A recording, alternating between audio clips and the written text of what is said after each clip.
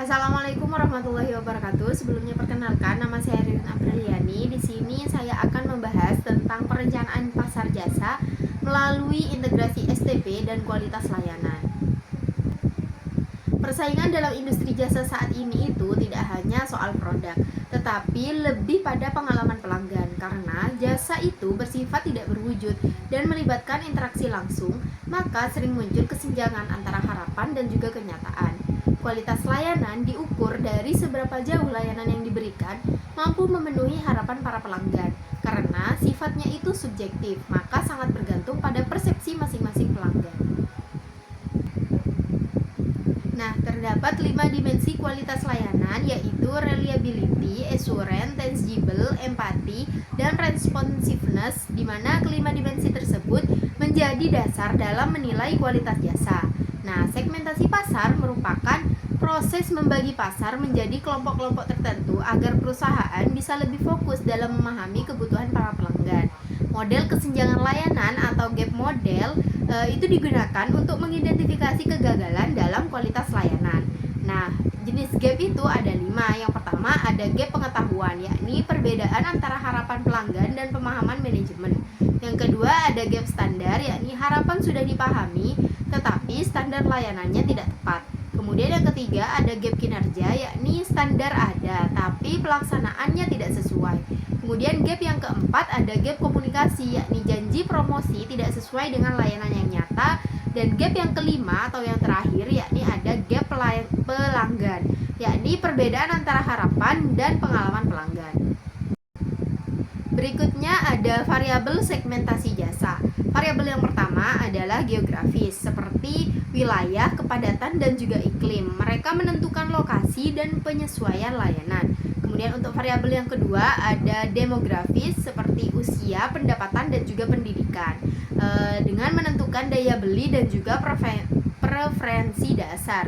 Kemudian yang ketiga ada psikografis, yakni gaya hidup, nilai, dan juga kepribadian yang menjelaskan motivasi dari pelanggan.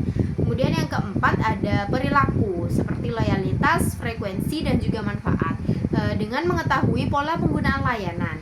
Nah, intinya itu demografis itu seperti siapa pelanggannya, dan psikografis dan juga perilaku itu mengapa dan bagaimana mereka memilih suatu produk. Berikutnya ada syarat segmentasi yang efektif. Agar bisa diterapkan, segmentasi itu harus memenuhi beberapa syarat. Yang pertama ada measurable, yakni dapat diukur, ukuran dan daya beli yang jelas. Kemudian yang kedua ada substantial, yakni cukup besar dan menguntungkan. Kemudian ada accessible, yang mudah dijangkau dan dilayani. Kemudian ada differentiable, yakni tiap segmen berbeda responnya. Dan ada actionable, yakni bisa dibuat strategi pemasaran. Selanjutnya ada strategi targeting. Perusahaan dapat memilih strategi sesuai pasar dan kemampuan. Yang pertama itu ada undifferentiated marketing, yakni satu layanan untuk semua pasar, cocok untuk layanan dasar. Kemudian yang kedua ada differentiated marketing, yakni beberapa segmen dan juga layanan yang berbeda, contohnya kelas ekonomi dan bisnis. Kemudian yang ketiga ada concentrated atau niche, fokus pada satu segmen spesifik, contohnya jasa spesialis. Nah, strategi targeting itu bisa membantu untuk menghemat sumber daya, meningkatkan efektivitas pemasaran, dan juga meningkatkan keuntungan atau ROI. Selanjutnya ada positioning, yakni penentuan citra dengan menanamkan citra yang unik di benak pelanggan. Tujuannya itu untuk membedakan dari para pesaing dan juga membangun kepercayaan para pelanggan. Strategi diferensiasinya yakni produk atau fiturnya unik dan juga unggul. Manfaatnya manfaat itu nilai bagi pelanggan. Kemudian prosesnya itu cepat dan mudah. Simbolik itu status dan citra. Dan kemudian jenis positioning yakni ada fungsional, yakni fokus pada manfaat dan juga solusi. Kemudian ada simbolik, yakni prestis dan identitas.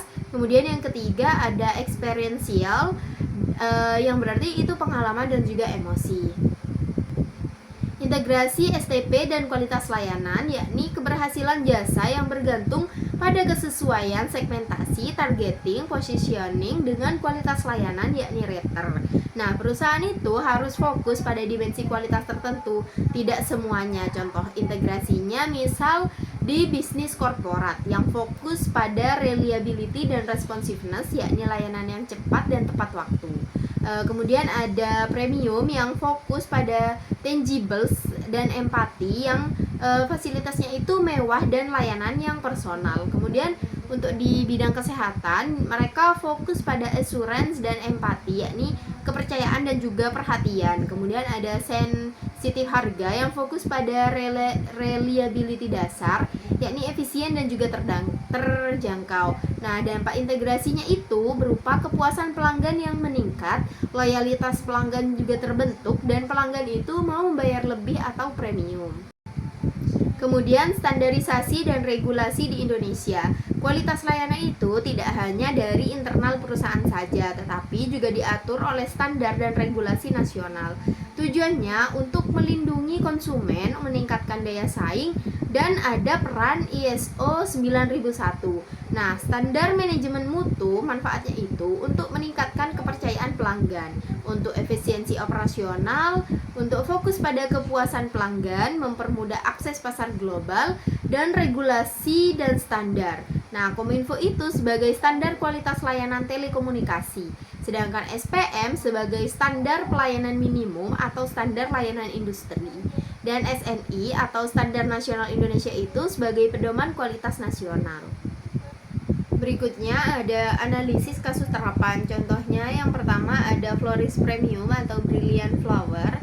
Segmentasinya berupa psikografis atau gaya hidup yang prestis. Targetingnya itu seperti korporat dan individu premium. Positioningnya papan bunga akrilik elegan atau tangibles. Nah, hasilnya itu nilainya tinggi dan para pelanggan itu melakukan repeat order yang membuat penjualan meningkat. Kemudian yang kedua ada pariwisata seperti Resource Sky Xinjiang, di mana segmentasinya itu berupa tingkat keahlian dan motivasi wisata. Targetingnya yakni segmen VIP dan positioningnya yaitu pengalaman budaya dan juga layanan cepat dan aman. Hasilnya itu pengalaman yang unik dan unggul dari para pesaing. Berikutnya ada tantangan dan juga peluang masa depan dari perencanaan pasar jasa. Yang pertama, transformasi digital dan AI. Segmentasi real time dengan big data yang memungkinkan hyper targeting dan meningkatkan responsiveness layanan. Kemudian yang kedua ada sustainability atau keberlanjutan. Konsumen makin peduli lingkungan, jadi bagian dari kualitas layanan dan positioning sehingga bisa meningkatkan daya tarik segmen tertentu. Kemudian ada data psikografis, yakni memberi insight mendalam tentang pelanggan, sulit dikumpulkan dan sensitif atau privasi dan perlu keseimbangan antara personalisasi dan keamanan data. Terakhir adalah kesimpulan, yakni STP merupakan strategi penting untuk memastikan kualitas layanan sesuai dengan harapan para pelanggan.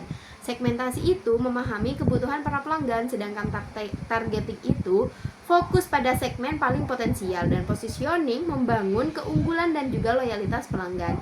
Nah, rekomendasi strategisnya selaraskan STP dengan rater atau fokus pada dimensi kualitas utama. Kemudian lakukan audit kualitas atau gap model, cegah ketidaksesuaian layanan. Kemudian memanfaatkan teknologi data dengan meningkatkan akurasi segmentasi. Kemudian terapkan standar internasional atau ISO 9001, kemudian tingkatkan kepercayaan.